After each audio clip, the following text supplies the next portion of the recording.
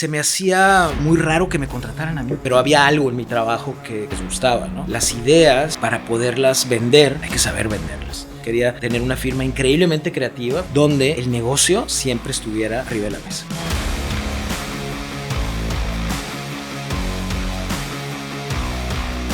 ¿Eres Picasso o eres Monet? No, soy Picasso. Salvó al hermano de una morra para ligársela. Todo estaba reservado y obviamente pasó un desastre, ¿no? Los camiones. Camiones. O sea, nada que ver en el pinche Nada tema. que ver en el mundo del retail. Tengo que llegar con data, con ideas, con estrategia. Y esto es lo que yo propongo. Si mis proyectos no fueran exitosos, no me contratarían. O sea, hay que pensar como empresario mucho antes de pensar como diseñador. Si tuvieras que describir tus servicios, ¿cómo lo describirías? Hola, buenas tardes, buenos días. Estoy probablemente más emocionado que nunca en este podcast por tener a una persona que admiro muchísimo, uno de los talentos mexicanos que le ha aportado más a lo que está pasando padre. Creo que Monterrey pasó por una ola muy importante de varias cosas. Una de ellas, el diseño gráfico. Y el diseño gráfico sin un sustento, sin un fondo, sin un alma, sin un concepto, no existe. Y creo que tengo frente a mí al genio, a la mente maestra más importante que al menos que yo conozco y que ha dado el país, que conceptualiza cosas grandiosas, Nacho Cadena. Muchas gracias. Gracias por invitarme, estoy feliz de estar aquí. Mucho gusto, Nachito. Gracias por estar aquí. Un placer. Bueno, para obviar un poquito, sé que probablemente todos lo conocen y lo admiran, pero Nacho tiene, de entre otras cosas, un estudio de diseño, Cadena y Asociados, Concept Design. Uh-huh. Y quisiera empezar por la parte personal tuya, Nachito, a ver, sí, para desmenuzar ese genio irreverente que eres. Cuéntame un poquito dónde nace y cuándo nace Nacho. Sí, nazco en el 67 en Hermosillo, Sonora. Vengo de una familia atípica. Del lado de mi padre, mi abuelo, una gran influencia para mí, médico, cirujano, nacido en Hermosillo. Bueno, más bien él es de Ramos Arizpe, pero se fue a Hermosillo y pues sonorense, ¿no? Una figura importante en la ciudad, un cirujano prominente, que es muy curiosa la historia porque él en la época de la Revolución salva a un francés que lo iban a fusilar y casualmente la hermana de ese francés que salvó es mi abuela. Ahí conoce a mi abuela y Beatriz Berraud, francesa.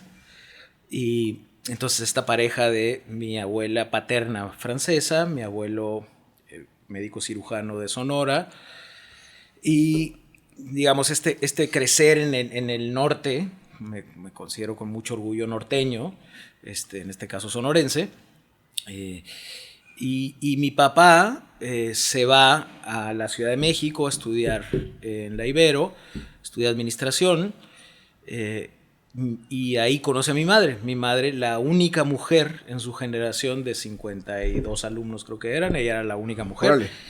Y típica historia donde ella se enamora del vaquero. Todos iban en traje a la universidad y mi papá iba en jeans y en bota vaquera, ¿no? Y ahí va y se enamora de mi papá y mi papá se va a Hermosillo con ella. Yo viví hasta los 6 años en Hermosillo, hasta los 7 años, y luego nos fuimos a Vallarta. Mi papá tuvo una agencia de publicidad, yo crecí en los piecitos, entre los pies de los diseñadores que hacían toda la antigüita, donde cortaban todo, donde hacían las fotografías análogas, donde se hacían transparencias. Las presentaciones no eran keynotes ni eran animaciones, eran estos carretes de transparencias y así se presentaban las cosas. Diseñaban campañas. Mi papá muy vanguardista en esa época. Mi madre también era un talento tras bambalinas dentro de la agencia de publicidad, muy inteligente mi mamá. Y luego nos fuimos a Vallarta, mi papá se hizo desarrollador y hotelero y crecimos en el mar. De ahí yo ya venía con un amor al mar, precisamente porque mi abuelo, pues desde chiquitos nos llevaba a expediciones. Mi abuelo tenía una parte como muy social, entonces se iba de repente, nos íbamos y nos llevaba desde muy chiquito nos íbamos al desemboque, que es como el mar con los indios seris. Entonces él se iba 15 días a darles tratamiento a los indígenas. Y pues yo crecí con eso, yo crecí con el mar, con las pangas, con la pesca, con las olas. De ahí nace un amor muy profundo que tengo hacia el mar. La relación del desierto y del mar, particularmente primero, que me ancla mucho a ese origen. Y luego toda la relación con la Bahía de Banderas, donde crecí desde muy chiquillo, ¿no? Pero lo que profundamente me impactó de mi abuelo, y esa relación que tuve durante muchos años, fue que mi abuelo tenía este lado militar, cirujano, entonces preciso, de la precisión, de la disciplina, pero por otro lado era como un inventor loco. Entonces él creía en algo, se le antojaba algo, o se imaginaba algo, y él lo hacía. Tenía un taller con tornos y él inventaba sus cosas y se las arreglaba para hacerlas. Entonces a mí me tocó crecer muy cerquita de él. Él me enseñó a pintar al óleo. Era muy bueno para pintar realismo. Entonces desde muy chiquito como que me puso ahí bajo su brazo y le aprendí mucho a mi abuelo. Esa parte muy disciplinada de lo que tiene que ver con la medicina y con ser cirujano y con la milicia. Y por otro lado, esa parte creativa, ¿no? De ser pintor y ser cocinero, y que todo eso mi papá también lo heredó, ¿no?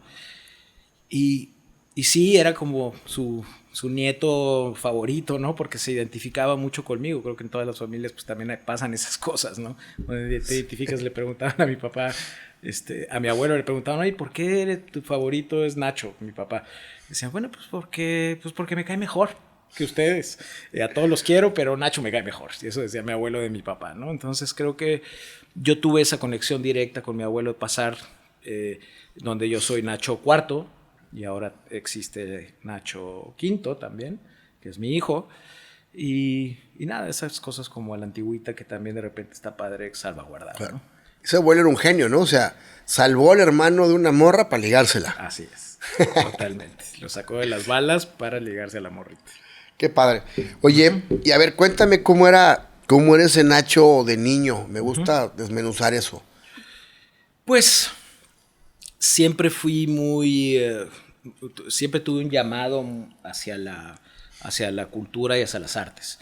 Mi madre, por otro lado, mi padre era un empresario hippie, yo le digo, porque se vestía a contrario de mí, que yo me he visto de negro siempre y que no tengo ninguna cosa que no sea negra. Mi padre se vestía de blanco, de lino blanco, nunca usaba calcetines, usaba alpargatas.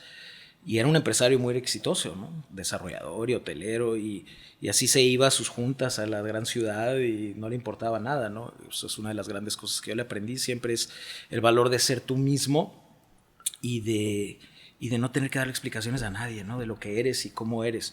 Y eso es bien bonito cuando lo entiendes. Desde muy chico yo me acercaba a esa vena artística. Pero mi madre también, que fue una influencia muy importante para mí, porque mi madre siempre fue con nosotros, que somos 7, en mi familia 2 mujeres y 5 hombres, yo soy el mayor de los varones. Mi madre siempre nos inculcó 2 cosas, el deporte y la cultura. Y ese balance hoy también lo veo reflejado en mi trabajo. La cultura porque pues nos tenía ocupados siempre, ¿no? A todos, a los 7, pues imagínate cómo atiendes a 7, ¿no? Pues había que estar de la clase de karate, a la clase de natación, al tenis, a la clase de cerámica, a la pintura. Entonces todas las horas era una actividad. Y a mí me conecté mucho con los 2 lados, con el lado artístico y con el lado del deporte, que siempre me inculcó. Entonces, pues surfeaba desde muy chiquito, surfeo todavía mucho, me fascina ese amor con el mar, esa relación con las olas y esa paz que me da, es como mi lugar, es como mi lugar que me da serenidad ir al mar. Y por otro lado el deporte, la disciplina que te da, la competitividad, el hecho de ser disciplinado para ir a entrenar todos los días. Entonces jugué tenis también a nivel profesional y eso me ayudó mucho en lo que me forjó en mi carrera profesional, donde finalmente fui hacia el mundo creativo, porque también desde muy chico pues freelanceaba para los proyectos de mi papá, de los amigos de mi papá, y ahí empecé a generar conceptos de identidad. Mientras entrenaba para el tenis, tenía un estudio también donde pintaba, siempre tuve mucho apoyo de mi papá en ese lado mi papá nos dijo, exploren, hagan, yo nunca les voy a dar cosas de lujo, nunca les voy a dar autos deportivos, siempre era un carro para todos y ahí se entienden a ver cómo le hacen con las novias y con las salidas, pero para estudiar voy a siempre tratar de estar ahí para ustedes a donde quieran y como quieran, y ese apoyo incondicional pues se sentía muy bonito, ¿no? Entonces yo me la pasaba yendo a Los Ángeles, a Nueva York, iba a Parsons, iba a Pratt, iba a estudiar pintura, iba a estudiar dibujo, escultura, y al mismo tiempo entrenaba. Entonces, y luego me dediqué a la música también, tuve una banda en los 80s, y digamos, todas esas multidisciplinas en las que estuve involucrado forjaron lo que yo quería hacer en la vida. Yo sabía también desde chico que la arquitectura me llamaba y que me enamoraba, ¿no? Es el amor de mi vida, pero no quería ser arquitecto como tal, porque después de que acabé mi periodo de la música, me fui a estudiar, me vine al TEC a estudiar con mis hermanos, estudié 4 años en el TEC, no me gradué de aquí, me regresé a Estados Unidos, a Los Ángeles, ahí terminé mi carrera, hice mi maestría en diseño arquitectónico. ¿A qué edad llegaste a Monterrey? Soy muy malo para las fechas, pero yo creo que a empezar mi carrera viejo, porque había hecho muchas cosas, había perdido muchos años haciendo muchas cosas, que yo no le llamo perder, sino es como una búsqueda, porque no hay prisa tampoco. Luego te das cuenta en la vida, que también le digo a mis hijos, no hay prisa, hay que buscarnos, hay que buscar lo que quieres. De repente hay gente que acaba la carrera a los 23 años y no tiene ni idea, acabó y no sabe nada, ¿no?, de lo que quiere hacer. Entonces ve al mundo, explora. Hoy más que nunca tenemos como el acceso a muchísimas cosas, para conocer, para viajar, tenemos lo digital. Entonces entré grande a la universidad, no me acuerdo si a los 24 años. Órale. Sí. ¿Y qué hiciste desde los 18 a los 24? Jugar tenis, competir y hacer música. ¿Ok? Entonces, ¿te tomaste en serio esa parte? Grabé música, sí, me dediqué a eso un tiempo. Entonces, pero llegó el momento donde dije, yo no quiero ser músico porque no soy músico. Y creo que puede haber una carrera aquí, y me lo ofrecieron mucha gente, pero no era mi pasión. Y eso tuve la fortuna también de identificar y decir, es momento de irme a estudiar arquitectura. Y ahí, realmente en la época que pasé en el TEC me dio muchas herramientas, pero sobre todo me dio muchas herramientas sociales. También había pasado mucho tiempo solo, viajaba mucho, fui muy nómada desde muy pequeño, y eso se me quedó hasta el día de hoy, ¿no? Sigo siendo una persona bastante nómada. Y luego descubrí la escuela donde realmente quería estudiar, que era esta escuela, SciArc en Los Ángeles, que era una escuela muy pequeña, donde yo era el primer mexicano que estudiaba ahí, donde había 500 alumnos, donde no había horarios, donde no tomaban lista, donde la primera clase que tomé era una clase para aprender a hacer bicicletas, y el mundo la disciplina que tenía el TEC no era para mí en ese momento, ese modelo estudiantil. ¿Te viniste con tus hermanos? Yo conozco al menos a Poncho y a Alejandro. Sí. ¿Te viniste con ellos y empezaste a estudiar qué? Arquitectura. En el TEC. Sí. Y luego descubres Montessori on steroids. Sí. En Los Ángeles. Sí. Y te vas para allá. Sí. Cuéntame esa etapa. Pues una etapa hermosa, ¿no? Porque yo sabía muy bien lo que quería. Descubrí una escuela que en el TEC me costaba mucho trabajo la escuela, que yo no era muy disciplinado en ese sentido, desde lo académico. No me gustaba seguir mucho las reglas, ¿no? Y tampoco digamos, el método de estudio en esa época en el TEC, que hoy se ha transformado muchísimo, era demasiado estricto para mí. Las reglas, no había muchos maestros que me sedujeran hacia la arquitectura como tal, y aunque sí los tuve algunos, y nada, y mientras estaba aquí en el TEC, un maestro que me daba geometría, que se llama Oscar Cay, al cual le agradezco muchísimo, yo también empezaba a freelancear, aún estando en la escuela, a hacer proyectos de diseño gráfico, de comunicación, pero yo no sabía usar la computadora. Entonces, Oscar, que era mi maestro, vivía 2 departamentos arriba de mí, acá en Chipinque. Y entonces yo me iba los fines de semana a trabajar con él, yo lo contrataba, y entonces él en la computadora hacía todo lo que yo yo lo iba dirigiendo, y era muy bonito, y era un proceso de aprendizaje bien padre, y eso me dio como una entrada al mundo profesional muy bonito, y así empecé a tener mis primeros clientes. de carácter de comunicación identitario y estas cosas que me permitía la escuela aquí hacer. ¿Recuerdas alguno de esos clientes y alguno todavía lo conservas? No lo conservo, pero conservo todas las amistades. Recuerdo, por supuesto, a Prodensa, que fue probablemente mi primer cliente, que hoy, por cierto, uno de mis hermanos es el presidente. ¿Quién es Emilio? Emilio. Y pues tuve muchos clientes industriales y cosas bien raras, pero... Y se me hacía muy raro que me contrataran a mí, porque pues nunca fui una... O sea, Monterrey pues era muy conservador. Y todos estos clientes industriales, yo no entendía por qué me contrataban, ¿no? Yo que me vestía de negro y medio raro y así. Pero había algo en mi trabajo que les gustaba, ¿no? Y creo que eso desde muy chico lo entendí. Y también entendía que las ideas, para poderlas vender, hay que saber venderlas. Hay que saber verbalizar tus proyectos. Hay que saber... que todo tiene que tener un sustento poderoso y sólido. Y así empecé a introducirme en el tema de la creación de identidades. Nunca estudié diseño gráfico y realmente no hago diseño gráfico, y hoy en mi oficina pues hay multidisciplinas, una práctica multidisciplinaria. Cuando me fui a Los Ángeles, lo que más me llevé de eso es que empecé a conocer que el mundo de la arquitectura se podía ir hacia muchos lados. Muchos de los alumnos que estudiamos en esa generación, muchos se dedican al cine, muchos se dedican a las animaciones digitales, CGIs, creación de prototipos. Entonces empecé a descubrir muchas cosas en Los Ángeles, porque hay mucho sucediendo. Gente de muchas partes del mundo. En la escuela donde yo estaba había chavitos de 19, 20 años y había adultos de 50 estudiando en los mismos niveles que estaba yo. ¿Existe una disciplina que defina esta universidad? Arquitectura. Es una escuela de arquitectura. Es una escuela de arquitectura. SCI-Arc es el Southern California Institute of Architecture. Pero los maestros son multidisciplinarios. Es decir, hay arquitectos, pero luego, como te decía, la primera clase que tomé es Bicycle Making. O sea, buscan despertar en el cerebro de la gente, sí, los procesos que los pueden llevar con otras disciplinas, sí, a ser mejores creadores de espacios. Yo he entendido que la creatividad, no importa la disciplina, son bastante cercanos los procesos. Son diferentes los medios, pero los procesos para hacer una película, los procesos para narrar una historia, los procesos para crear una identidad, los procesos para crear espacios, tienen muchas similitudes. Y eso no lo entendía yo. Y ahí lo empecé a descubrir. Y entonces me empezaba a ir de oyente a UCLA a las clases de cine.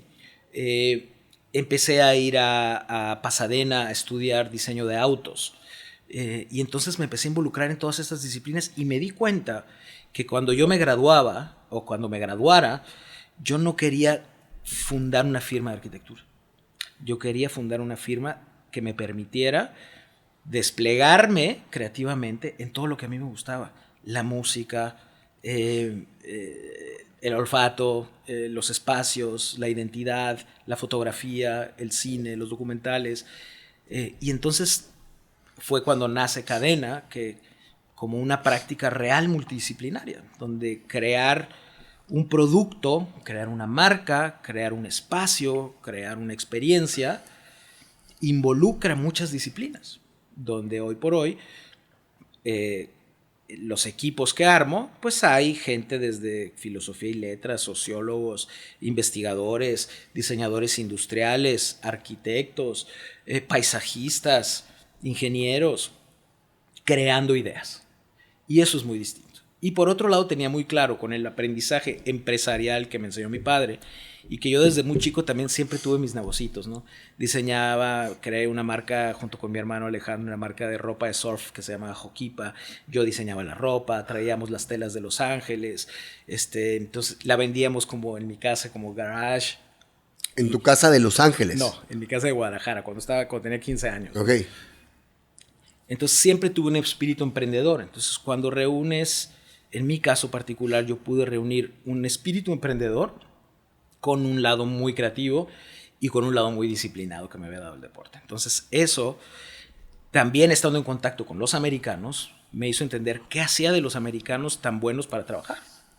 Muy disciplinados, los procesos. Entonces yo sabía que yo quería venir a México a vertir todo lo que yo había aprendido en Estados Unidos y a poder competir contra los americanos también, con mejores precios, pero con estos procesos y esta disciplina que yo había aprendido. Entonces quería tener una firma increíblemente creativa, pero increíblemente disciplinada, donde el negocio siempre estuviera arriba de la mesa.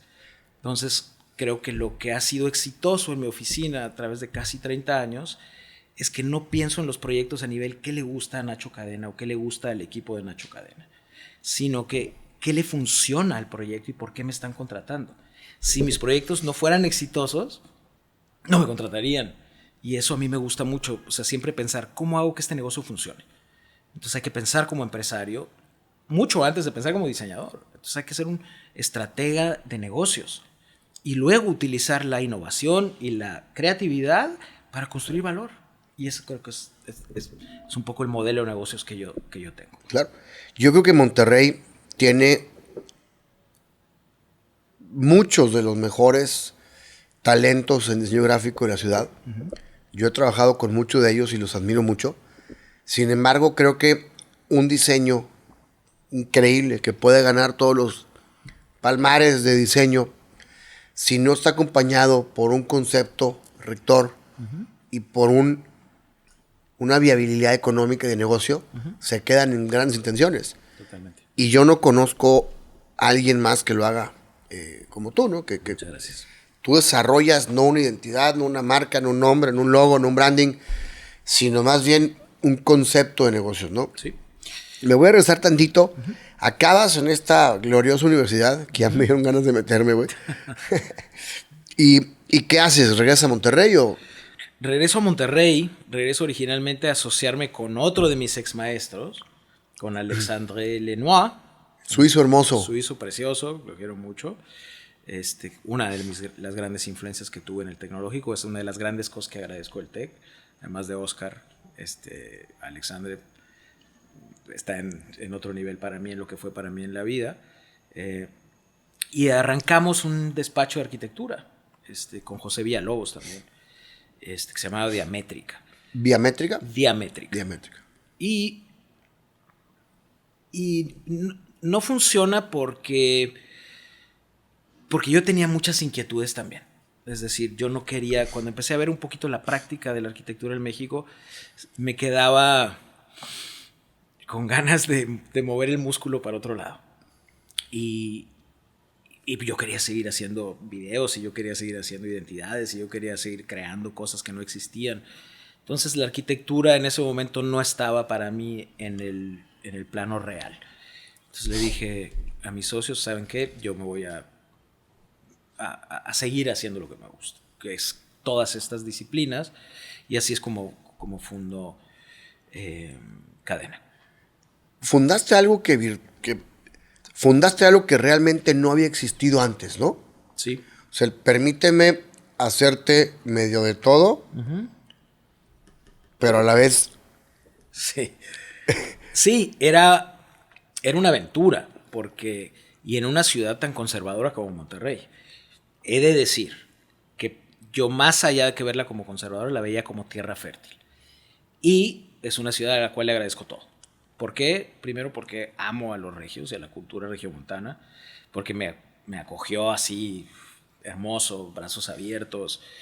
Y en lugar de verlo yo como limitaciones, lo veía como esta gente buena, emprendedora, recia, con mucho empuje, y todo lo veía como tierra fértil. Decía, aquí no está pasando todavía nada.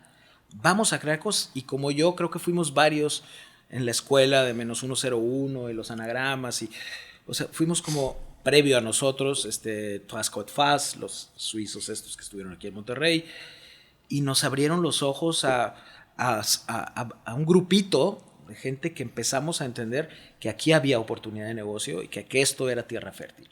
Y eso siempre lo voy a agradecer a Monterrey. Y por eso sigo teniendo un pie firme aquí en Monterrey, además de que mis hijos son regiomontanos. Es un lugar que amo, es un lugar que no lo puedo dejar. Mira, tengo el amor por el mar y todo, y estoy mes con mes en contacto con él, pero no puedo separarme de las montañas y de esta tierra y de su gente. Escuché por ahí que tú dices que mientras más lejos mientras más alto mejor vives, ¿no? Ajá. Cuéntame eso. Bueno, porque estás más lejos del concreto, porque respiras mejor, o sea, porque estás más lejos de la contaminación que viene del subsuelo, en las grandes ciudades, ¿no? Estoy hablando de los drenajes y todas estas cosas, ¿no? Estás un poco más arriba de ello, ¿no? Entonces sí existen como estas teorías que vivir en lo alto significa vivir mejor, ¿no? ¿Crees tú, bueno, más bien, estoy seguro que tanto tú como los que mencionaste, menos unos y demás, forjaron lo que es hoy un Monterrey vibrante? No había grandes propuestas gastronómicas, no había grandes cosas, y creo que ese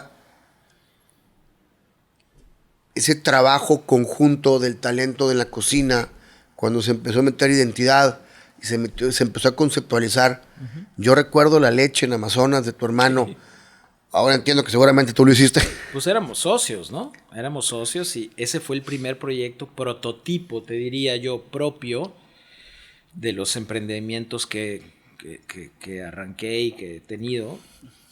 Ese fue el primero, digamos que fue nuestro, y que abrazaba una visión de negocio muy a la avanzada, porque la leche hace 25 años aquí en Monterrey era una propuesta realmente disruptiva radical y muy disruptiva, ¿no? Era radical desde que había 2 sittings, ¿no? Desde que llegabas a las 8 de la noche y a las 9:50 te pasaba la cuenta porque te tenía que parar, porque como eran muy poquitas personas, y salía todo cagado Poncho, sí, a regañarnos. Claro, yo le tenía que dar 2 vueltas, ¿no? Además, Poncho, que era como es muy recio en su carácter, en la cocina, pues no era fácil, ¿no? Y además no era fácil educar a una audiencia que no está acostumbrada a que le digas a qué hora te tienes que parar de la mesa, ¿no? Hoy piensa en un lugar donde te digan, oye, vámonos. Pero esas eran las reglas del juego y nos costó mucho trabajo al principio, pero fue un éxito desde el principio porque había una propuesta gastronómica, no existía la coctelería en esa época y nosotros introdujimos el concepto del chef de barra, le llamábamos, que era Charlie. Y había todo un concepto de bebidas, así como había un concepto gastronómico, había una bebida que se llamaba el cacao Listerine High, me acuerdo, que te tomabas y que era en base a café y entonces te tomabas una hojita de Listerine, te la ponías en la boca y luego le tenías que dar un trago. O sea, empezábamos como a jugar con eso y no existían realmente, yo te diría, en México, esos conceptos disruptivos que amarraban la coctelería con la gastronomía, un lugar completamente blanco que sentaba, si mal no recuerdo, 32 personas, espacio muy comprimido, pero era una cosa muy bonita y era bien padre. Me acuerdo que cuando lo abrimos, hay una fecha que le llamamos el Viernes del Terror, ¿no? Para empezar, pues yo nunca, mi padre sí, cocinero y restaurantero y eso. Poncho venía a estudiar de Vancouver, nunca había tenido un restaurante, no éramos operadores, fue como una aventura, ¿no? Entonces un miércoles hicimos Friends and Family, todo de maravilla, como un buen Friends and Family, ¿no?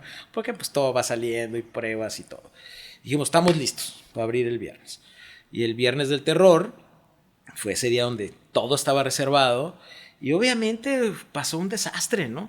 En estas mesas, porque era como una gran mesa comunal que se desconfiguraba, pues gente que iba con sus parejas o con sus familias y a uno le llegaba el primer plato y a otro le llegaba el postre y a uno le llegaba el café y las bebidas, todo al mismo tiempo, un desorden, ¿no? Y ese día me acuerdo que me paré así y les dije, hey, todos gratis para todos hoy, nomás paguen los tragos y paguen las propinas. Y toda esa gente que fue ese día, el Viernes del Terror, que fue caótico, se convirtieron en los clientes más entrañables de la leche, ¿no?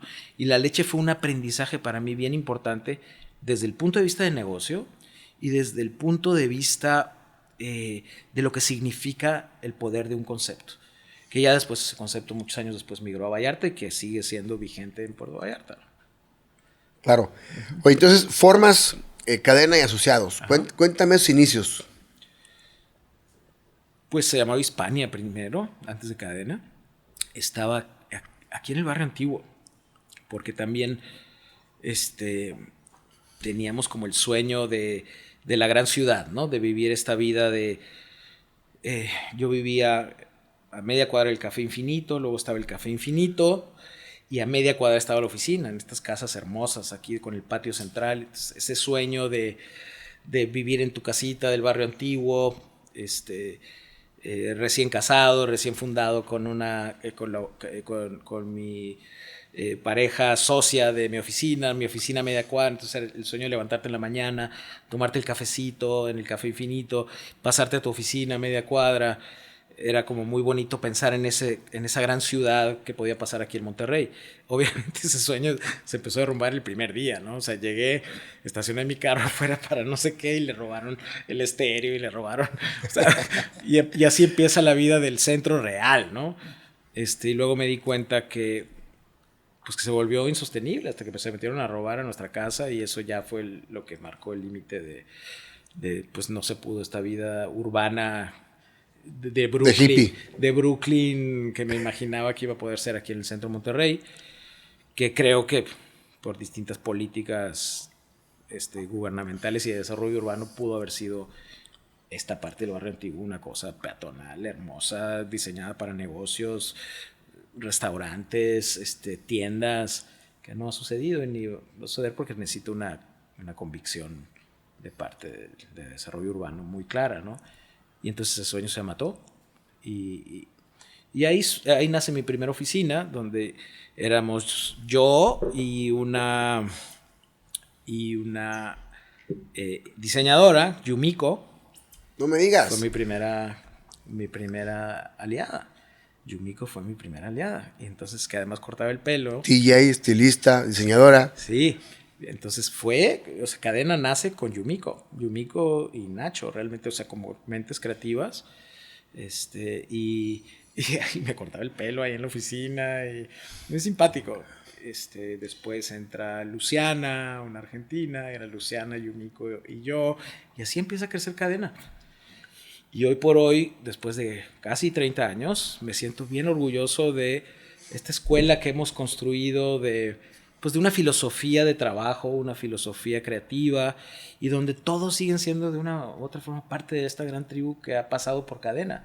Muchos que hoy tienen sus estudios, que hoy son independientes, y que creo que así como -101 o Anagrama lo hicieron por su lado, nosotros creamos también una filosofía distinta, pero que construíamos esta ola creativa que estaba pasando en el norte, en el noreste particularmente, ¿no? Creo que te debes sentir privilegiado porque hay una frase que me gusta mucho que es: tú sabes que algo es una buena idea cuando genera buenas ideas. Uh-huh.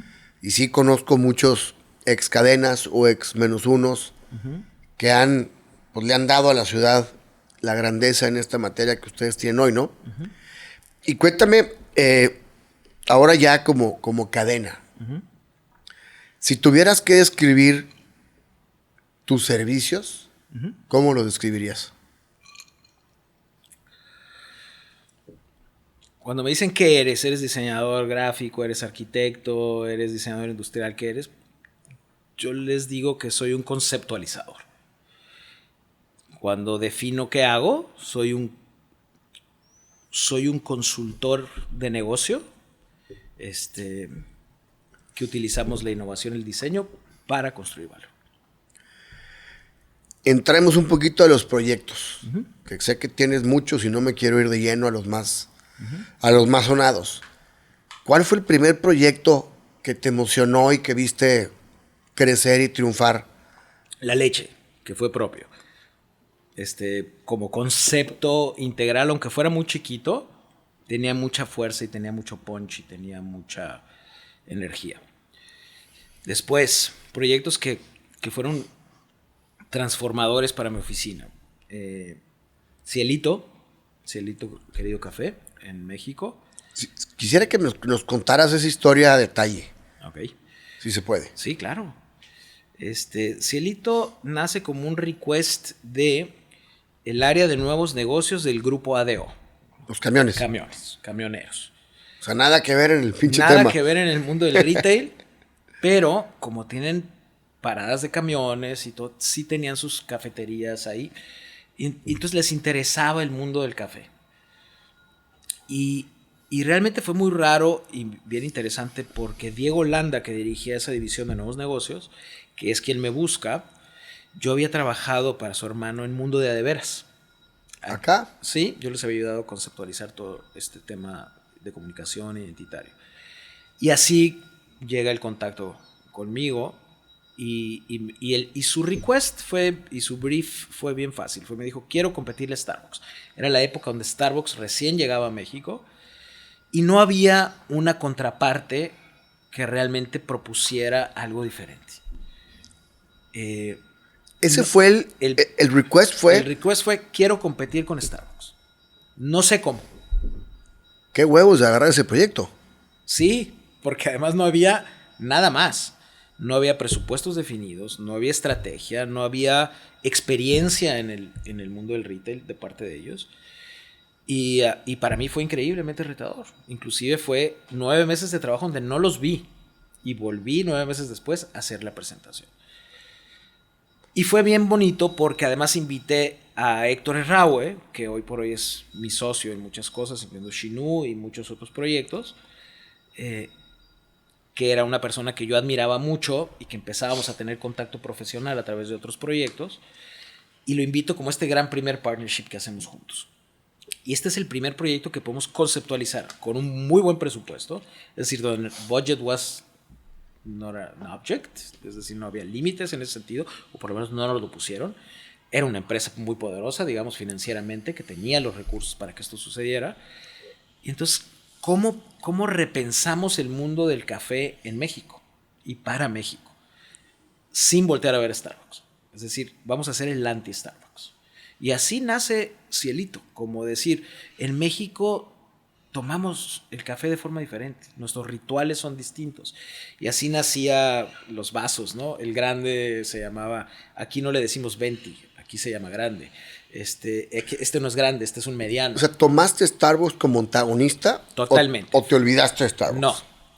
Para posicionar, nos olvidamos de Starbucks desde el punto de vista de negocio, es decir, de experiencia. No queríamos nada que se pareciera a eso. Total, nunca lo volteamos a ver. Probablemente aprendimos operativamente de ellos, volteamos a ver sus aprendizajes, esta creación del Third Space famoso, y entender un poquito qué habían hecho ellos y todos los aciertos y la historia de Starbucks. Y luego dijimos, ¿y a México qué? Si esto es un lienzo en blanco, ¿cómo le vamos a hacer? Y como te digo, con ese tema de los vasos y el posicionamiento, sí era como frontalmente decirle Starbucks. Inclusive las estrategias de desarrollo era, ¿dónde están los Starbucks? Y nos vamos a poner enseguida de ellos o enfrente de ellos. Así de seguros nos sentíamos con el concepto que habíamos desarrollado. Y así fue. Y esa es la realidad. Cielito nace con una propuesta de valor muy poderosa, con una estética que en ese entonces no existía. Yo te diría que tomábamos las losetas hidráulicas que nadie las había estado usando, la policromía, los lenguajes retro, las pastas los hacíamos también contemporáneos, sí, la loseta de pasta, las maderas quemadas, negras, o sea, hicimos una reinterpretación para crear un espacio cálido, pero al mismo tiempo muy policromático, muy mexicano y muy fresco. Era un lenguaje que no existía en ese entonces, te diría, a nivel no solo México, sino mundial, porque además Cielito se volvió un caso de estudio en todo el mundo. Salíamos publicados en todas las revistas, identificaban que aquí estaba pasando algo. El CEO de Starbucks vino a México a entender qué está pasando aquí con esta marca. ¿Se presentó con ustedes o fue incógnito? No, fue de incógnito, pero nos enteramos luego porque gente que trabajó en Starbucks nos pasó información que luego se pasó a Cielito, ¿no? ¿Crees tú que mientras más grande es tu competencia, más fácil la tienes? Creo que hay que entender a la competencia. No es que sea, no tiene que ver con la escala, yo creo, tiene que ver con, tenemos que dejar de mirar a lo que hacen los demás. Hay que aprender de lo bien que hacen los demás, pero luego lo que le pasa a las grandes marcas cuando quieren competir con otras grandotas es, ¿qué está haciendo? Vamos a hacer nosotros algo parecido pero diferente. Yo nunca he pensado de esa forma. Ahí ya valió madre. Yo creo que sí. No quiere decir que no haya cosas que hayan tenido éxito, pero yo no pienso así. Yo pienso, tiene su valor y que bueno, yo tengo que encontrar una fórmula diferente. Y esa fórmula no sé dónde está y esa es en esa búsqueda que a mí me emociona estar. En esa búsqueda constante de entender dónde hay oportunidades de negocio. Cuando estás pensando como esta persona que está en el mapa con todas las piezas buscando oportunidades de negocio y no como diseñador queriendo crear cosas bonitas o que me lleven a los grandes premios. Creo que esas cosas llegan cuando haces las cosas bien. Cambia ese paradigma y entonces tus clientes te lo van a agradecer y finalmente creo que lo que queda es ese portafolio de cosas que han sido exitosas y que te van llevando a otros proyectos. Yo he tenido la fortuna de nunca tener un departamento de ventas en mi oficina porque... Tus ventas son tu trabajo, ¿no? Sí, y literal a la semana le digo que no a 3 o 4 proyectos. Hoy y siempre, porque o no tengo tiempo, eso es lo primero, que también hay que entender que el tiempo es un recurso limitado, ¿no? O sea, el día tiene 24 horas y las tienes que repartir de cierta forma si quieres dar amor, estar con tu familia, desarrollarte creativamente, desarrollarte como persona, pues hay que dividir el tiempo, no va a haber más horas en el día. No se trata de muchos proyectos, se trata de proyectos de calidad. Eso siempre también lo he tenido claro, que no me mueva el dinero para que me muevan los proyectos y lo que hago todos los días. Levantarme en la mañana y decir, híjole, me emociona muchísimo lo que hoy tengo que ver con mi gente en la oficina, me emociona muchísimo que me quiero sentar con este papel enfrente en blanco o en mi computadora para crear otra cosa. Eso es lo que a mí me emociona, no ser el presidente o cofundador de mi empresa o ser el socio de Casa del Agua. Qué padre que pueda tener la fortuna que mi trabajo me lleve a asociarme y a tener mis proyectos de emprendedurismo, pero me emociona levantarme a crear cosas, a imaginar, a cómo compito desde otro lugar.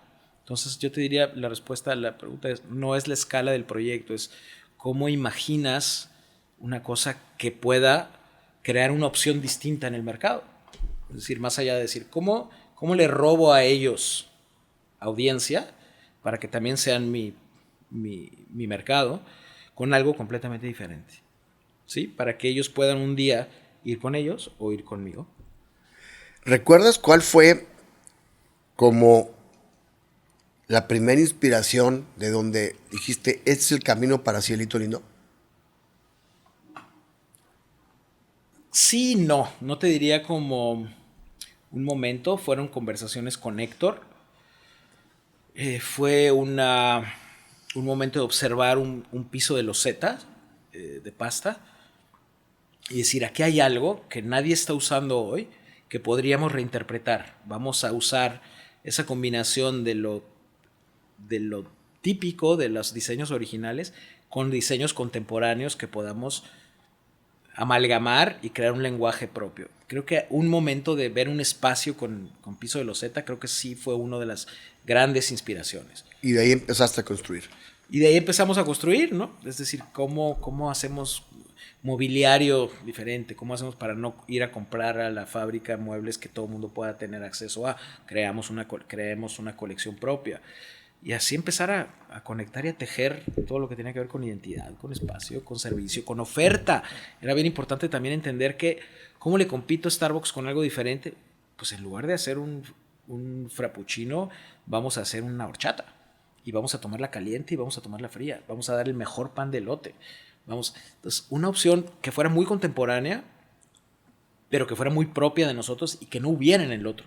Inclusive Starbucks terminó haciendo horchata a raíz de que Cielito hacía horchata, ¿no? Ese es un halago para ti, ¿no? Es bien padre cuando dices, aquí hay algo, y entonces ellos están siendo reactivos ante algo que tú hiciste. Y me ha pasado mucho en el mundo de los negocios. Inclusive luego nos encontramos copias del modelo de Cielito. Fue tan relevante hace 20 años que en Costa Rica había un Cielito copy-paste, como que alguien fotografió todo o sacó de las revistas o lo que fuera y lo copiaron todo y le pusieron otro nombre con el mismo logotipo, con la misma tipografía. En Bruselas había un Cielito igualito. O sea, era un copy-paste de todo, mal hecho, por supuesto, pero se convirtió como en un referente que luego los terminaron cerrando porque pues, no sabían que se estaban metiendo con un grupo tan grande como ADO que los demandó y, por plagio y todo lo que tú quieras, ¿no? Pero Cielito fue este primer gran proyecto que me puso en el mapa a nivel mundial, te diría, desde el punto de vista de diseño multidisciplinario. Y luego vinieron otros a complementarlo, ¿no? ¿Cómo defines, hablaste en un inicio de tu disciplina del deporte? Ajá. Y tu abuelito militar, bueno para ligar? ¿Cómo definirías tu proceso creativo? ¿Eres Picasso o eres Monet? No, soy Picasso. O sea, definitivamente, y lo que quiero decir con eso, sin sonar arrogante, es la inspiración te tiene que encontrar trabajando, que es lo que decía Picasso. Hay que ser un trabajador brutal. Soy un burro de trabajo. O sea, me levanto a hacer ejercicio y a meditar para que mi mente esté fresca y mi cuerpo soporte la carga física que va a requerir. Y hay que trabajar, porque esa disciplina, los clientes te quieren en la oficina a las 8 de la mañana y como tengo clientes en todos lados del mundo, pues en algunos horarios hay que estar más tarde o estar muy temprano. Entonces, esa resiliencia de trabajo hay que tener en el mundo creativo. Esta idea de que hay que trabajar cuando te lleguen las musas, no creo en ella. ¿Y tienes un proceso definido? Sí tengo una metodología, te diría que eso es lo que queda después de estos años de trabajo, definir una metodología de trabajo, donde hablas de inmersión a los procesos, del análisis, de los diagnósticos, de antes de siquiera empezar a trazar una línea de algo, tienes que tener un entendimiento claro de los retos de negocio, de poder identificar esas oportunidades que nacen por ahí, de entender cuáles son los grandes retos, cómo vas a gestionar el proyecto con tus clientes. Hay todo un proceso de ordenamiento, de investigación, de análisis que es fundamental pasar por él para sentarte luego en una hoja en blanco o en una computadora y decir, ¿y ahora por dónde le doy? Porque esa information is king, ¿no? O sea, para mí es bien importante. Y no estoy hablando de estudios de mercado, estoy hablando de información como tal. Mientras más información tienes más recursos a los cuales accesar para poder resolver problemas. Entonces te diría, ¿qué haces? Resuelvo problemas. También es otra manera de definir a través del diseño y la innovación. No lo resuelvo a través de Excel y modelos financieros. Sí me meto a entender los modelos financieros, sí me meto a entender la oferta, sí me meto a entender los mercados. Un poquito todo, pero con el objetivo de resolver un problema, porque tengo muy claro que un cliente cuando llega conmigo tiene un problema y necesita que alguien se lo resuelva, por algo me está buscando, si no lo resolverían, ¿no? Y entonces lo tengo que ver así, como voy a ayudarle a mi cliente a resolver un problema. Va a gastar y le va a invertir dinero a algo, lo cual lo tengo que tomar con todo ese respeto, primero con esa gratitud de decir, estoy recibiendo tu dinero porque estás confiando, depositando tu confianza en mi creatividad, en mi intuición y en mis procesos. Entonces te diría, sí tengo un proceso muy delimitado, que eso es lo que trato también de enseñarle a mi equipo, de cómo se trabaja desde lo que yo creo y cómo entiendo la creatividad. Entonces, la mitad del proyecto es 50% es analítico. Es un lado del cerebro funcionando y el otro lado es intuitivo. Yo no puedo llegar a vender los tentáculos mágicos de Nacho Cadena y decir, es que yo tengo las manos que leen el futuro. Tengo buen olfato, sí tengo buen olfato y tengo un muy buen porcentaje de bateo, pero eso no va a convencer a una sala de consejo. Yo tengo que llegar con data, yo tengo que llegar con ideas, yo tengo que llegar con estrategia que diga, y esto es lo que yo propongo. Hay muchas maneras de salir. Esta es la visión que yo creo que va a responder a toda esta filosofía y a todos esos estudios. Alguien te contrata, sí. Le dices que sí, sí, corres el proceso, llegas con el proyecto. Uh-huh. ¿Qué pasa si al cliente no le gusta? Te digo la verdad, me ha pasado muy poquitas veces. ¿Por qué? Porque trato de hacer la tarea bien. Si hago mi tarea bien, voy a cumplir con las expectativas. No con las expectativas, porque es una palabra muy difícil de cumplir. Vamos a decir, quiero exceder esas expectativas. Voy a cumplir con las inquietudes de los involucrados en ese proceso.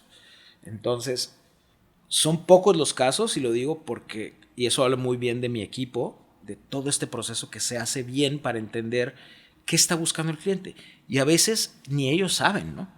Entonces, sabiendo esto también, hay que respetar mucho ese proceso del cliente de no saberlo, o cuando cree que tiene mucha claridad, a veces no es tanto. De repente se dio cuenta que no era eso lo que quería y a lo mejor era otra cosa. Hemos empezado proyectos que quieren ser una cosa y terminan siendo otra completamente distinta. Entonces te diría, ¿qué pasa cuando eso ha pasado? No sé si son 2 veces en mis 30 años.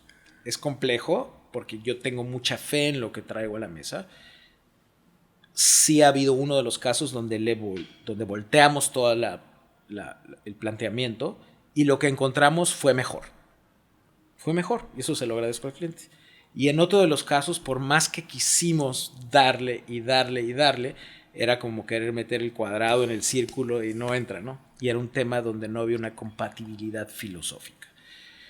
Eso te diría que es parte fundamental en el proceso cuando iniciamos un proyecto. Para mí no es la lana, sí es el proyecto, sí es el reto y sí es la persona que está detrás de eso o las personas que están.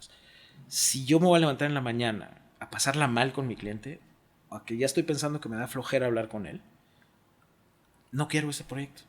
No me interesa levantarme en la mañana para eso porque la vida es muy cortita y es una. Entonces sí lo tengo claro que para mí hay un handshake que cierra todo, hay un desayuno, hay una comida, hay una conversación, hay un mezcales entre medio, lo que sea.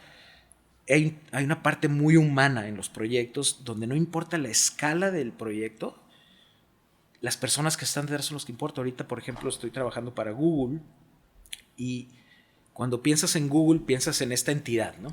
Piensas Alphabet. Piensas en un ente que existe arriba de todos nosotros. En este caso particular, no. Es un equipo de brasileños con los cuales me conecto muy bien filosóficamente y donde están convencidos ellos que nosotros somos con los que quieren trabajar. Y han persistido durante 4 años. El proyecto ha pasado de unas manos a otras y a unos inversionistas y a otros socios. Y finalmente lo único que sí sigue siendo vigente y que ya estamos arrancando, finalmente después de 4 años, es eso, que había una conexión humana y filosófica que ya nos decía que teníamos que trabajar juntos. Y eso es bien padre porque entonces los negocios se trata de las personas. Y todos somos de carnita y de hueso. Y todos sentimos lo mismo y todos nos gusta, a algunos nos gusta el café, a otros les gusta el té, a otros les gusta el mezcal, a otros la chela. Somos humanos, sentimos, vibramos, nos emocionamos, lloramos y con eso es con lo que a mí me gusta conectar. Por lo tanto, cuando quiero presentar una idea, lo hago desde sí, por un lado, de un lado muy de negocio, muy estratégico, y por otro lado, sí quiero que sea muy emocional. Y quiero tocar esas fibras de mi cliente donde le salga la lagrimita. ¿Te ha pasado eso? ¿Que lloren con un proyecto? No solo me ha pasado, me pasa muy seguido. ¿Por qué? Porque antes mi objetivo era sorprender a mis clientes. Ahora es tocar esas fibras y hacerlos llorar. Y si no lloran mis clientes, no siento que hice mi trabajo bien. Entonces me pasa muy seguido porque sí busco esos, como entiendo ese lado humano, trato de conectarme con esas emociones. Muchos de los proyectos tienen que ver con carácter, vienen de generaciones, 4ª generaciones familiares. Entonces no es fácil y son cosas donde estás jugando con el legado de una familia, por ejemplo, ¿no? No es una cosa menor, es una responsabilidad importante, ¿no? Qué padre que puedas hacer más negocio con eso, pero si además en el camino enorgulleces, enalteces, celebras esos legados, está bien padre, ¿no? Entenderlo desde ese lugar. Eso es lo que me gusta de mi trabajo. Y me emociona mucho. Creo que si tocas las emociones de las personas, lo que creas al hacerlo se queda para siempre, ¿no? Sí. Yo recuerdo cuando empecé Boca Negra, que sin tu talento y sin tu experiencia, pues yo decía, por un amigo, Humberto Garza y Pablo Leva, que igual los conoces, que cuando hacíamos una campaña decíamos, quiero hablar emocionalmente. No, güey, habla técnicamente, y que la cerveza, y habla de los productos, y habla de los atributos. Y yo, no, güey, quiero que la gente llore. Claro. Y nadie me entendía. Contraté por no haberte conocido antes por pendejo, yo creo. Contraté unos güeyes que literal hasta me corrieron, güey. Porque yo le decía, quiero evocar emociones. Y donde me dicen, chinga, ¿y en qué refri van las emociones? Dije, puta madre. Te enseño en cuál. No, hasta yo parece creo que, albur. Oye, y yo creo que cuéntame. por eso me conecto mucho contigo, porque lo entendemos así. Desde lo emocional, nuestros proyectos siempre están conectados. Yo siempre lo leí Boca Negra como algo muy emocional. Yo siempre lo leí, o sea, yo tenía en la mano la botella y me conectaba con una emoción. Y no porque te conociera o no te conociera, simplemente porque había algo ahí que se nota que tiene alma. Alma, eso es lo que hay que buscar en los proyectos. Sí, yo lo busco siempre. Ojalá y lo logre más seguido de lo que he podido.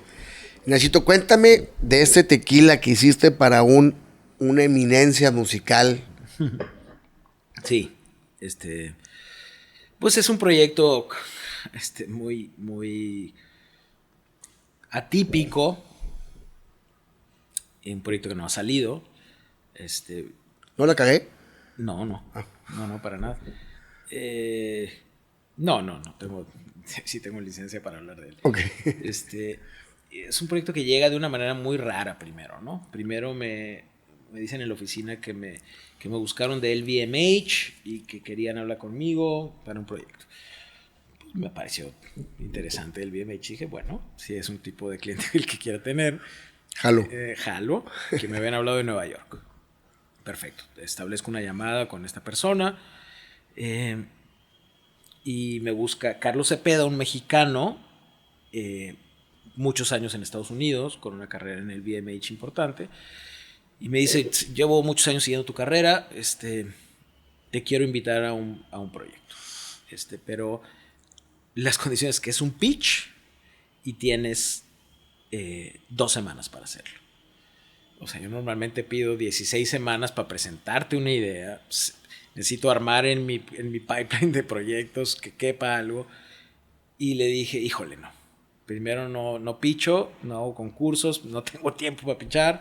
Y segundo, en 2 semanas, pues me parece imposible. No, es que no sé, de veras no puedo. Dijo, te voy a mandar un NDA y me dices. Y entonces te platico. Y ya me dirás si sí o no. Me manda el NDA, firmo el NDA, volvemos a tener una llamada al día siguiente y me dice, bueno, pues es para Jay-Z. Entonces, automáticamente, you had me at hello, ¿no? Como decía. Hello. Exacto. Entonces, dije, chin, pues sí, todo el mundo queremos tener a ese cliente porque es como la punta de la pirámide, ¿no? Es como, aquí hay un universo que pocos... Él va mucho más allá de la música. Claro, él es un ícono cultural en los Estados Unidos, ¿no? O sea, va más allá, viene del gueto, crea todo un movimiento cultural, musical, por supuesto, y un entendimiento del mezclar culturas y mezclar sonidos, y realmente un visionario, ¿no? No solo de la música, sino de un movimiento cultural, ¿no? Del mundo. Sí, del mundo, ¿no? Una figura que ya no solo de Estados Unidos, sino mundial.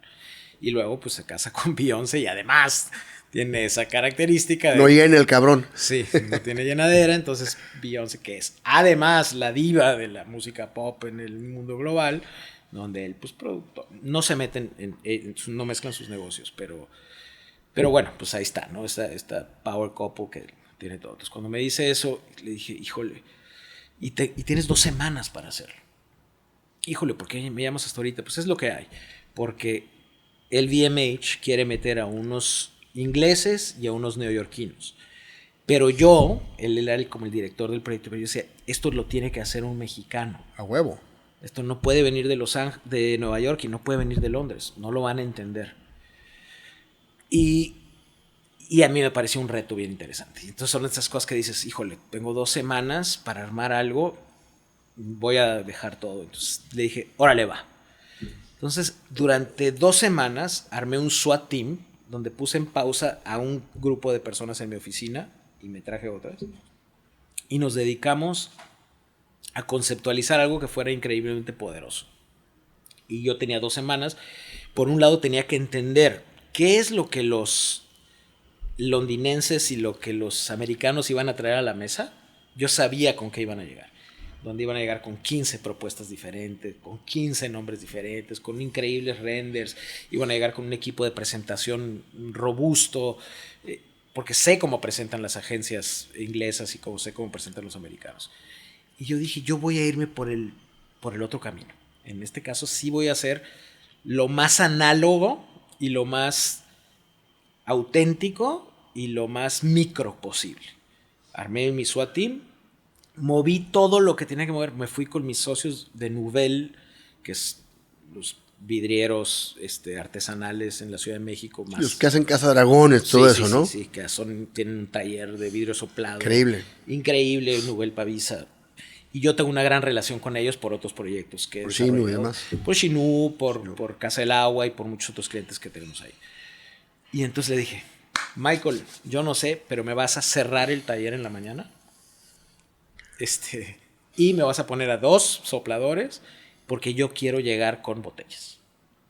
Entonces concebimos una cosa muy rara de producto y me puse a soplar vidrio con estos artesanos para llegar con estos conceptos físicos ya en vidrio, como una serie de esculturas con la cual yo iba a llegar, además de que iba a llegar con renders increíbles, toda esta parte tecnológica cubierta, iba a llegar con objetos en la mano que yo sabía que cuando los tuvieran en su mano, aunque no fuera el producto final, pero que se acercara mucho a la sensación de lo que yo quería que ese proyecto fuera, sabía que iba a ser una cosa muy disruptiva para ellos y muy emocional. Y fue un proyecto increíble, entonces a documentar, a filmar, a hacer videos, y toda la presentación básicamente era un par de videos muy poderosos y una narrativa más poderosa todavía. Y la narrativa poderosa tenía mucho que ver con lo que fuimos encontrando en los orígenes que se cruzaban con la filosofía de Jay-Z, que por un lado hicimos mucha investigación de sus pensamientos, de su filosofía, de lo que él quería, y cómo podíamos todos sus universos, o su universo, lo podíamos conectar con este nuevo proyecto. Entonces, cómo él, en esta visión de mezclar cosas, de mezclar sonidos, de mezclar ritmos, música, colaboraciones, cómo se mezclaba con la idea del mestizaje, ¿no? Y toda la presentación, la primera parte habla de que ellos entendieran, inclusive empiezo la presentación diciendo, ustedes saben que el tequila no es mexicano como tal, ¿no? ¿Cómo? El tequila nace, es un producto mestizo. O sea, los indígenas en México tomaban pulque. Sí, nace con la aportación española al alambique. Del alambique. Entonces, claro, cuando llega el alambique, nace el tequila, donde se mezcla esto y nace esta tercera entidad. Y hay una serie de coincidencias ahí de desarrollo de marca que no voy a entrar a precisiones, pero eran muy acertadas. Desde que él se refería a su proyecto como Tress. Me acuerdo muy bien que le decía Tress y lo digo como gringo porque él le decía Project Tress. Y no porque tuviera algo de fondo el número 3, sino que era su tercer proyecto de alcohol. Y entonces yo me di a la tarea de encontrarle un significado al 3. Y esa idea del mestizaje, de que una cosa, cuando la sumas con otra, el 1 más 1 no es igual a 2. Una cosa, cuando la sumas con otra, te da una tercera entidad que tiene un carácter distinto, que es la composición y la suma de esas dos. Entonces el 1 más 1 igual a 3, de ahí nace todo el concepto. Y ahí empezamos a integrar el 3 y el 3. Y luego descubrimos que 3, el náhuatl, se decía yey. Y-E-Y. Que además fonéticamente sonaba. Está hermoso. Es hermoso, es un palíndromo y además suena, tiene la fonética del nombre de él. Y gráficamente todo puedes jugar mucho con él. Claro, todo cayó y además la Y son 3 piezas, el 1 más 1 igual a 3. Todo fue una serie de coincidencias que se fueron dando que ¡pum! Amarran desde el punto de vista conceptual. Entonces, a crear una narrativa poderosa, a crear una presentación muy poderosa. Y ese día de la presentación de las agencias, pues llegan los americanos y presentan de su forma, los ingleses con sus formas, y yo fui el último en presentar. Y le presenté a un grupo de, no me acuerdo si eran 16 personas, donde estaban los agropartners mexicanos de Grupo Volcán, los directores de LVMH, el director general de LVMH, no me acuerdo si el CEO o el CFO de Louis Vuitton. O sea, había gente muy importante de marketing, directores del grupo. era una presentación que pudo haber sido muy intimidante, ¿no? Y en una sala de juntas gigantesca, te digo, con estos 16 personas así como rodeándote, y habían llegado los otros grupos como, pues con equipos más grandes. Yo llegué a esa presentación con unas maletas con todos mis objetos creados y con mi hijo de la mano. Así llegué a presentar. Y yo creo que desde ahí hubo algo también que él, cuando me vio entrar, dijo, este vato trae algo. Este vato trae algo diferente. Va a traer algo diferente a la mesa. Y no lo defraudamos en ese sentido. Entonces, presentamos, y fue una presentación que yo tenía 1 hora para presentar, y me acuerdo que se extendió a 2 horas. Así de emocionante estuvo. Fue una cosa, yo nunca he tenido una presentación más emocionante en toda mi vida, del buen trabajo que llevaba. Yo sabía que lo que yo llevaba no había forma que nadie le ganara. No había forma. Te pudieron haber presentado, yo no sé qué, pero no había nada que le fuera a ganar eso. Todo hacía sentido, todo era congruente, todo era hermoso y todo era poderoso, además. Y tan fue así que presentamos lo que era 1 hora, se volvió 2 horas, y cuando termino de presentar, que prenden las luces, se para esta Jay a darme un standing ovation junto con todos de pie, y Jay-Z nos dice, "You are the man". Ese fue el comentario. Palmas de pie. No, es que me acuerdo. Ya me puse chinito yo. Yo me pongo chinito porque me acuerdo la cara de mi hijo. ¿Qué edad tiene él ahora? Él tiene 19 ahorita. Esto pues, tenía 14 añitos o 15 añitos. Y me acuerdo su cara cuando volteó a ver toda esa escena, desde las cosas que me voy a quedar con mi vida, de ese orgullo de papá que mi hijo pudo ver como ese momento del trabajo bien realizado. Yo no sabía si me iban a contratar o no me iban a contratar, pero la cara de mi hijo, la standing ovation, el "You are the man", y el que la gente me dijera, nunca hemos visto algo así. O sea, me acuerdo que el director de marketing de LVMH, o directora en ese momento, me dijo, yo trabajo con las agencias de todo el mundo y nunca he visto algo igual. Nunca he visto algo igual de lo que tú presentaste hoy. ¿Por qué crees que lo que tú haces, y lo avalo, lo digo como una afirmación, creo que pudiera parecer soberbia? Yo nada más entrego un entregable, ¿no? Que te he escuchado que lo dices. Pero sin embargo los he visto, y creo que si alguien no quiere, probablemente que no te contrate, ¿no? Pero ¿por qué crees que a diferencia de otras agencias, tú tienes un porcentaje de bateo más elevado en la aceptación de tu cliente? Yo creo que porque hacemos la tarea bien. Es decir, sí creo en presentar una sola idea. Sí lo voy a seguir creyendo. Me están contratando para darles la respuesta a algo. Yo no les voy a dar 4 opciones diferentes porque ya voy a haber pasado por muchas iteraciones de esas. Y puede haber muchos caminos, pero voy a seleccionar uno que mi experiencia y mi olfato me dicen que creo que ese es el que es. Y por eso me contratan.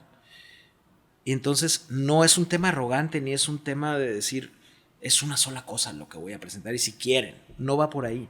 Este es el trabajo bien hecho y hay una respuesta. No te quiero ni siquiera poner más cosas en la cabeza porque creo que para esto me contrataste. Es como si hacemos una analogía al médico. Si tú tienes un mal, te diagnostican, hay una respuesta a tu problema. Puedes tener varias opiniones, pero si te rompiste los cruzados, hay que corregir los cruzados, ¿no? Y hay una respuesta. Y yo sé que la medicina no es como la analogía correcta, pero sí hay respuestas que son muy sólidas. Que puede haber maneras de intervenirlo distinto, sí hay. Pero el objetivo es uno. Entonces te diría que eso también lo vuelve poderoso, porque también yo siento que cuando las agencias, como los americanos, que siempre son muy flexibles, son muy buenos, pero siempre es opción A, opción B, opción C, la cromática D, la posición 40. Entonces te dan como un array of options, estas opciones donde tienes para escoger. Yo creo que aquí no hay cosas, y hay cosas que se dan de manera muy natural donde no hay opciones. Es lo que es. Y así era. Y en este caso particular sí fue muy natural. ¿Esa convicción tuya es resultado del análisis o de la intuición? Yo creo que es la combinación de las dos. Trato de ser menos intuitivo y más analítico, pero me encantaría pensar que la intuición me lleva a la respuesta correcta, ¿no? Pero trato de mezclar las dos cosas. O justo ahorita me está pasando con un cliente de tequila que estamos desarrollando otro proyecto, unos japoneses, y llevamos 2 años en el proyecto. ¿Por qué? Porque es un cliente muy complicado. Y estamos regresando a la opción que presenté el día 1. Y hemos pasado por una serie de iteraciones porque los clientes han querido ver y que su expertise y que les han dicho y que esto y lo otro y lo otro. Y ya le dimos la vuelta al círculo y llegamos a, oye, ¿qué crees? Sí nos vamos a quedar con la 1. 2 años. Dijo mi mamá que siempre sí. 2 años. Entonces te diría, pues eso te prueba un poquito la experiencia de alguien en algo, ¿no? Y la experiencia de un equipo y el trabajo realizado por un equipo. Te voy a hacer una pregunta que preparé, y perdón por leerla, ¿no? Sí. He leído por ahí que hay accidentes premeditados en tu proceso creativo. Uh-huh. Me parece un poco contradictorio y quiero que me digas un ejemplo de cómo se planifica un accidente y qué resultado inesperado te dio. Siempre los hay en mis procesos porque estoy abierto a que el azar también juega un rol importante en la creatividad. Si yo pongo una serie de piezas sobre la mesa y las dejo ser, o las reconfiguro, o de repente este vaso se cayó y el café tiró algo aquí, a lo mejor me ayuda a ver algo que yo no había visto, por ser muy burdo en este ejemplo que te acabo de poner. Pero creo que estar abierto al azar, a que el accidente puede... Como creo mucho en los procesos también manuales, me gusta mucho pensar que el accidente de lo que está hecho a mano tiene un carácter muy particular. Entonces, aunque después en los procesos pasen a procesos masificados de producción o lo que sea, los gestos que quiero reproducir se dieron de una manera caótica o en un proceso que no estaba, que fue inesperado. Entonces, a eso me refiero con estar abierto en los procesos que están establecidos a que las cosas pasen. Si no estás abierto al universo, a que esas cosas sucedan, si eres tan rígido en tus procesos, pues no, los accidentes nunca van a llegar o no te vas a permitir observarlos. Y creo que eso para mí es bien rico. ¿Crees que el caos nutre en los creativos? Sí creo. Creo que el caos a mí particularmente me alimenta y tiene que complementarse siempre con un lado ordenado. El caos solo, no, vamos a hablar de entropía, ¿no? El caos ordenado. Creo que es importante entender que hay algo que sucede en la teoría del caos, donde todo aparentemente es caótico, pero todo en el micro y en el macro a escala se empieza a leer un orden en las cosas. Definitivamente creo que el caos nutre, siempre y cuando sepas identificar esos momentos y luego medio ordenarlos y traerlos en un sistema. ¿Tú te ordenas solo o hay alguien en tu equipo que te ordena? Yo creo que me he aprendido a ordenar, ¿no? A ver si me enseñas, porque yo estoy bien pendejo. Nunca, no estoy ordenado en todo, definitivamente, pero sí hay gente que ordena mi vida en muchas cosas, desde lo emocional, lo personal y lo profesional. Y creo que otras cosas yo soy muy bueno para ordenarlas y soy muy disciplinado para mantenerlas así. Trato nunca de que el estrés nunca juegue un rol que rija la manera en cómo opero. Sí tengo días más estresantes que otros, pero trato siempre de estar en un lugar, trato de buscar siempre un centro que me permita actuar de una manera racional y de una manera empática. Voy a brincar a un tema con una pregunta. Sí. Que creo que va a nutrir mucho a quien nos escuche. Sé que colaboras mucho, uh-huh. Y colaboras mucho con Esragüe, ¿no? Que pues uh-huh. Es otro que no necesita de alguien más para brillar, al igual que tú. Y en un mundo, pues, el creativo tiende a ser muy seguro de sí mismo, uh-huh. Y en ocasiones pudiera confundirse con ego, ¿no? Uh-huh. ¿cuál es la regla que tú sigues o que recomendarías para colaborar en armonía y no caer en esa guerra de ver quién la tiene más grande? Creo que siempre pasa en los procesos. Yo con Héctor, que es mi hermano y que lo admiro muchísimo, hemos aprendido a colaborar. Primero, tiene que haber un respeto mutuo. Creo que para que se colabore exista un respeto o una apertura por aprender si es que no conoces bien a esa persona. Entonces, dentro de un contexto de respeto mutuo, de apertura, hay que aprender a dialogar, porque no se trata entonces de ver quién es más talentoso, de ver quién es el que tiene más creatividad, de ver quién hace los procesos de una forma mejor. Hay que estar abierto a abrirte a otros procesos que no son los tuyos. Y creo que el mundo de la creatividad hoy sí se ve reflejado en la colaboración. Antes, las grandes mentes creativas o estos grandes egos creativos pues no se permitían eso porque era esta figura y los Starks y todas estas cosas que soy yo y es lo que yo diga y cómo yo diga. Yo creo que yo he aprendido mucho de muchas personas. Sí creo que tengo una convicción grande a la manera a cómo yo pienso y cómo creo que se deben hacer las cosas. Y ha sido un proceso de aprender a colaborar. No te digo que siempre ha sido para mí un proceso fácil, pero sí creo en la colaboración, sí creo en las grandes ideas hechas por muchas ideas de muchas personas, con pequeñas cositas que van creando grandes cosas. Hay momentos donde hay una idea de alguien que es genial y que sucede y no siempre tiene que ser mía también, ¿no? Hay veces que hay momentos en la vida donde voy a algún lugar y veo algo y digo, ching, ¿por qué no se me ocurrió esto a mí? Me da envidia, o sea, siento una envidia de verdad de decir, híjole, yo no lo vi. No lo vi, y me lo tuve encantado. Y a lo mejor lo tuve enfrente, pero no lo pude ver. Entonces, hay que aprender y hay que creer en la colaboración porque creo que cuando estás abierto a aprender y a desaprender lo que crees que ya sabes, pasan cosas bien mágicas en la vida. Y a mí me ha costado trabajo, pero hoy le tengo mucho valor a eso. Entonces, no solo es la colaboración con Héctor, sino con otras grandes figuras, ¿no? Con los Rodkins y con los Tatianas Bilbaos y con las Fridas Escobedos y con otros creativos y con otros estudios y con otras agencias y de nuevo, todo se puede. Hay para todos. Yo siempre digo, es como, no hay que ser celosos con la creatividad porque creo que cuando a todos nos va bien, cuando le va bien a alguien, a todos nos va a ir bien. O sea, que existan buenas cosas, que exista calidad, que exista buena creatividad. Eso crece el negocio de todos. Ahora, pasando al tema de la pregunta, cuéntanos de Shinu.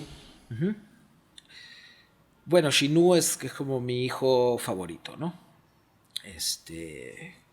Nace de Verónica, de mío y de Héctor Erragua, que somos los 3 socios del proyecto. Y se dan muchas coincidencias muy bonitas, ¿no? Porque primero nace como el gran laboratorio de cómo se maneja un proyecto. Es decir, Shinu nace como estar cansados hay una cosa que yo digo, me cansa mucho tratar de convencer a la gente que se hagan ricos con buenas ideas. Y es bien cansado gestionar cuando estás viendo tú algo que aquí está y que va a ser exitoso y que no me gusta. No me gusta. Es que no te guste, es que aquí hay algo bien mágico que va a producir mucho negocio. A veces es cansada esa gestión con los clientes. Tengo la fortuna de trabajar para clientes que quieren trabajar conmigo y que quieren hacer cosas diferentes. Se han dado pocos casos, pero que no son el caso. Pero la generalidad te diría que sí. Y entonces Shinu dice, no hay que gestionar con clientes, no tengo que convencer a nadie, voy a hacer lo que nosotros creemos de una manera intuitiva. Hay una oportunidad de negocio importante. Vamos a hacer alta perfumería desde el corazón de América o del continente americano. Es una marca mexicana porque nace en el corazón, que es México de América, pero es una marca que habla de América en general. Y no existía una marca como tal. Primero, identificar una oportunidad de negocio. Segundo, seguir los pasos del amor que teníamos nosotros, 3, por la perfumería, por los aromas, como muy fanáticos del aroma, ¿no? Y decir, vamos a hacer nuestra propia marca de perfumes. Entender el valor del lujo de otro lugar, no desde los Chanels, no desde los Hermès, no desde Vuitton, sino que dónde está el verdadero lujo en lo hecho a mano, en lo irrepetible, en lo artesanal, pero al mismo tiempo tener los perfumes de la mayor calidad. Desde el día 1 dijimos, vamos a trabajar con los mejores narices, con las mejores empresas en el mundo. Nunca una marca de garage haciendo perfumitos en la cochera. Siempre yendo con la empresa en Nueva York, con la empresa en Suiza, con el nariz que queremos trabajar. Buscando que el lenguaje de la marca, olvídate de los estudios de mercado, es dónde estamos viendo y dónde estamos identificando que hay un gap, que hay una oportunidad para crear negocio y para crear valor desde México para el mundo. Que le duele a los franceses que estamos creando perfumería fina desde acá y que puede sonar que no. El valor de lo irrepetible, como te decía, lo hecho a mano, lo soplado en Nubel, las maderas de bosques certificados, los no plásticos, las no producciones en China, todo fabricado en América. Y Xinú llegó al mercado a romperla en ese sentido. Y llegó de una manera muy complicada, ¿no? Cuando fui a comprar por primera vez, un segundo piso. Tercer piso, con una escalera incómoda, güey. Obviamente me llevó a otro lado entrar y vi que era como un journey. Pero no era la opción más. No, inclusive nos ofrecían locales sobre Mazarik y nos decían que se querían asociar con nosotros y que iban a tener mucho más flujo peatonal, que íbamos a tener más del mercado que queríamos. Y nosotros la teníamos bien claro que queríamos ser un destino para la gente que fueran a tener una experiencia única. También se juntó con la coincidencia de que el Pujol se puso a media cuadra atrás. Entonces, hoy por hoy, Xinú es como una parada obligada en la Ciudad de México. Entonces, la ruta es Xinú Pujol o Pujol Xinú. Que además desarrollamos a Enrique Olvera, le desarrollamos los aromas para sus restaurantes. Esa colaboración que hicimos también nos trajo una sinergia bien importante hablando de colaboraciones. Y entendimos que había algo en lo auténtico. Yo prefería que fueran 15 personas en lugar de que entraran 100 y que compraran 10. Prefería que entraran 15 y que 14 compraran. Y eso es lo que pudimos lograr, porque contábamos una historia, porque narrábamos una experiencia, porque decíamos que la perfumería era distinto, porque se conjuntaba el mundo del diseño con el arte, con la experiencia, con el olfato, con el branding, con el diseño industrial, todo, ¿no? Y así es como ha crecido Xinú y se ha vuelto una marca de culto yo no te diría que en México, sino que ya en el mundo, tan importante que ya vamos a la expansión internacional, donde vamos a seguir siendo lo que somos, estos lugares especiales que nacen desde el mundo físico del retail, a exportar esta experiencia al mundo ahora para compartirla con más gente. ¿Qué sigue para Nacho Cadena? Sigue menos y mejor. Menos proyectos y cada vez como, de nuevo, ya no es un tema de cantidad de proyectos. Creo que hemos probado todo lo que podemos hacer y tener 70 proyectos activos todo el tiempo.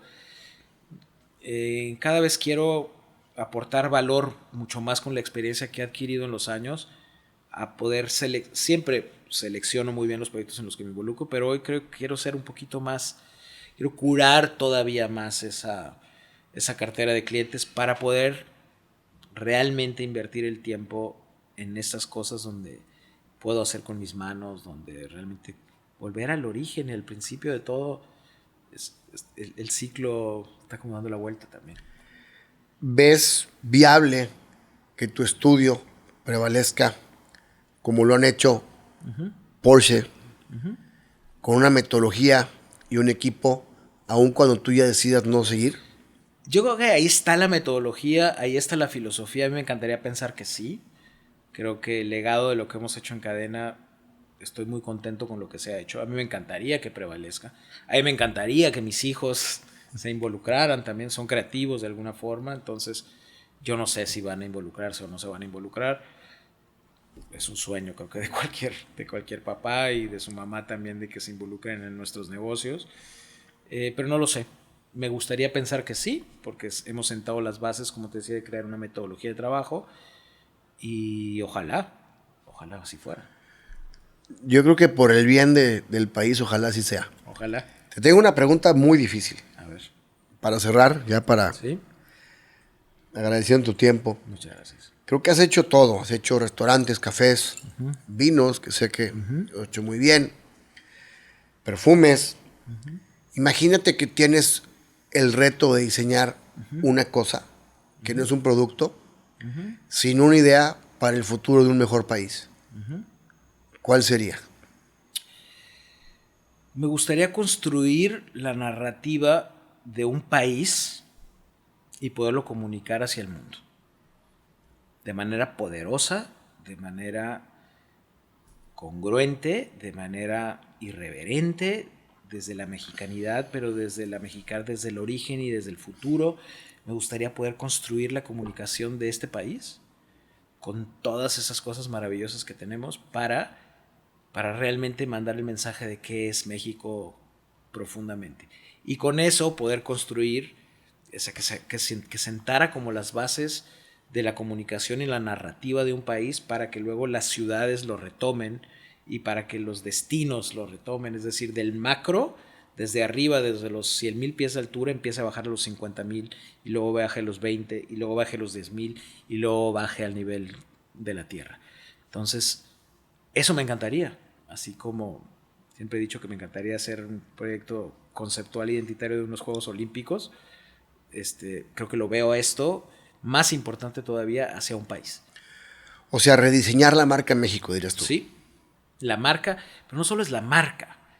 El concepto. Es la narrativa, la historia, la voz de este México, que son muchos Méxicos. Entonces yo ni siquiera le llamaría México, yo le llamaría Méxicos. ¿Por qué? Porque somos muchos Méxicos, muchos lenguajes, muchas identidades, muchas lenguas, muchas tipologías de personas, muchas topografías, muchas ciudades, muchas condiciones distintas y son mágicas todas. Pues qué bonito cierre, Nacho. Muchas gracias. Te agradezco mucho por tu tiempo. No, hombre, gracias a ti por invitarme. Gracias. En verdad. Gracias a todos. ¿Algún consejo que le quieras dar a la gente que quiere seguir tus pasos? Yo que no sigan mis pasos. Ese es el primer gran consejo. La chingada. No, digamos, que les sirva de algo un poquito si les puede servir de algo la experiencia que yo he tenido de convicción. Se puede, desde México se pueden mandar mensajes a todo el mundo, se pueden hacer cosas bien fregonas, puede ser relevante en el mundo, pero siempre es como llenando tu interior y tu persona. Nunca es quiero ser más para tener más y para llegarle a más gente. Simplemente es primero cómo lleno el hambre que tienes como persona para ser feliz. Creo que esta búsqueda de la felicidad para mí es importante en el quehacer cotidiano. Entonces mi recomendación es buscar su pasión, pero además hacerlo de forma inteligente y siempre buscando la felicidad. Pues ahora sí, muchas gracias. Muchas gracias.